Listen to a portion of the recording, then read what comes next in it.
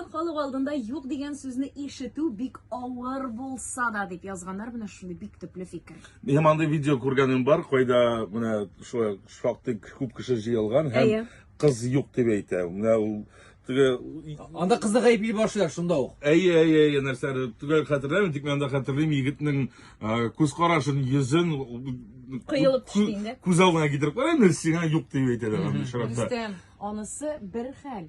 Ә син күз алдына китер, никахта юк дип әйткәннәрен. Кит инде астага. Булдымы әле андый хәл? Булган шундый хәл.